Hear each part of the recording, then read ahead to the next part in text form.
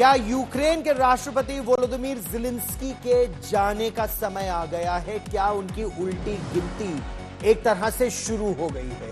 कुछ इशारे इस ओर आ भी रहे हैं। दरअसल रूस से जंग में पिछले 3 वर्षों में यूक्रेन का 20% हिस्सा या उससे भी अधिक यूक्रेन गंवा चुका है रूस के हाथों। राष्ट्रपति ज़ेलेंस्की अब शायद अपनी कुर्सी भी गंवाने जा रहे हैं। व्हाइट हाउस के इतिहास में पहली बार अमेरिका के राष्ट्रपति से किसी देश के नेता टीवी कैमरों पर ऐसे सामने झगड़ पड़े। ट्रंप और उनके पूरे प्रशासन से ओवल ऑफिस और पूरे अमेरिका का अपमान बताकर ज़ेलेंस्की से माफी मांगने की मांग कर ली है। ज़ेलेंस्की ने सार्वजनिक माफी तो नहीं मांगी, लेकिन ब्रिटेन में यूरोप के नेताओं के साथ बैठकर उन्हें अपनी गलती का एहसास जरूर हो गया है। लेकिन अमेरिका के राष्ट्रीय सुरक्षा सलाहकार माइक वॉल्स ने दो टूक कहा है कि यूक्रेन को अब एक नए नेता की जरूरत है। वहीं अमेरिका के विदेश मंत्री मार्को रूबियो ने भी ज़ेलेंस्की से अपनी नाराजगी जताई। रिपब्लिकन पार्टी के सांसद भी कह चुके हैं या तो ज़ेलेंस्की रूस यूक्रेन जंग को उसको लेकर अपना रुख बदल ले या फिर कोई नया राष्ट्रपति आए। दूसरी तरफ राष्ट्रपति ज़ेलेंस्की लगातार ट्वीट कर अमेरिका के सहयोग के लिए अब अमेरिका के लोगों को बार बार धन्यवाद दे रहे हैं। अमेरिका की मदद से शांति की बात कर रहे हैं, लेकिन अमेरिका के लिए ज़ेलेंस्की के व्यवहार को अब हजम करना आसान नहीं है।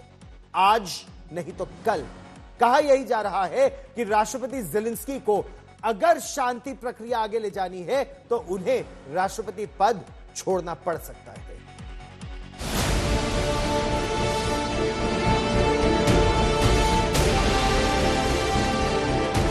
You're gambling with World War III. You're gambling with World War III. And what you're doing is very disrespectful to the country. And we are thankful. I said thanks You haven't in been this allowed. cabinet. You haven't been allowed. In this We cabinet. gave you, through I this said stupid president, $350 billion. Trump से झगड़ा करने वाले Zelensky का Britain में जोरदार स्वागत हुआ, लेकिन ब्रिटेन में हुई यूरोपीय देशों की बैठक के बाद जो फैसला लिया गया कि वो रूस यूक्रेन के बीच शांति का फॉर्मूला ट्रंप के पास लेकर जाएंगे, यानी ट्रंप के बिना यूक्रेन रूस युद्ध में शांति संभव नहीं है। और अब अमेरिका इशारा कर रहा है कि ज़ेलेंस्की की कुर्सी पर बने रहना बेहद मुश्किल हो गया है। अमेरिका के राष्ट्रीय सुरक्षा सलाहकार ने कहा कि यूक्रेन को नया लीडर चाहिए। वहीं रिपब्लिकन सांसद कह रहे हैं रूस के साथ युद्ध पर ज़ेलेंस्की अपना रुख बदलें या पद छोड़ें। ज़ेलेंस्की को अब अपनी गलती का एहसास हो रहा है। वो दावा कर रहे हैं कि ट्रंप के साथ बिगड़े रिश्ते को फिर से ठीक कर लेंगे, लेकिन इसके साथ ही उनका कहना है कि वो अगली बातचीत बंद दरवाजे के पीछे करना चाहते हैं। शायद वो दुनिया की नजरों से दूर ट्रंप से माफी मांगना चाहते हैं, लेकिन सवाल यही है कि क्या ट्रंप को ये कबूल होगा। ज़ेलेंस्की मानते हैं कि अमेरिका के बिना रूस से समझौता संभव नहीं है। तभी उन्होंने सोशल मीडिया पर लिखा कि अमेरिका के सहयोग से शांति और सुरक्षा की गारंटी की यूरोप ठोस बुनियाद रख रहा है। ज़ेलेंस्की को आखिरकार झुकना पड़ा है, लेकिन राष्ट्रपति पद पर उनके बने रहना शायद ट्रंप को मंजूर नहीं होगा।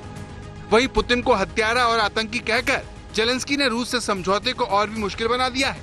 उनके पद से हटने के बाद शायद समझौता आसान होगा। वैसे भी ज़ेलेंस्की 5 साल के लिए राष्ट्रपति चुने गए थे। युद्ध की वजह से यूक्रेन में चुनाव नहीं हुए हैं और इस वजह से वो अपने टर्म से ज्यादा समय तक राष्ट्रपति पद पर बैठे हैं।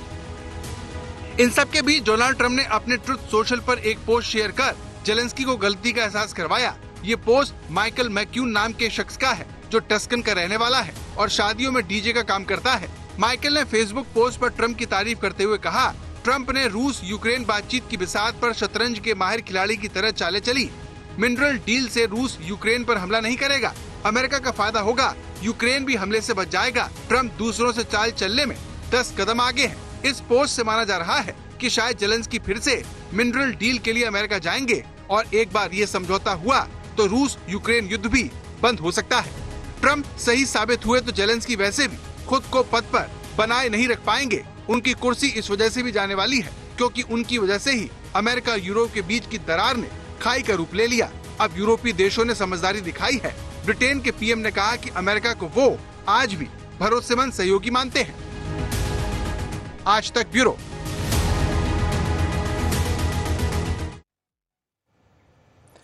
तो यूरोपीय देश भले ही डोनाल्ड ट्रंप को और अमेरिका को अपना भरोसेमंद साथी बता रहे हो, लेकिन डोनाल्ड ट्रंप उन्हें भी नहीं बख्श रहे हैं। डोनाल्ड ट्रंप ने साफ कहा है कि अमेरिका को राष्ट्रपति पुतिन के बारे में नहीं, बल्कि घरेलू समस्याओं पर ज्यादा फोकस करना चाहिए ताकि अमेरिका यूरोप की तरह न बन जाए।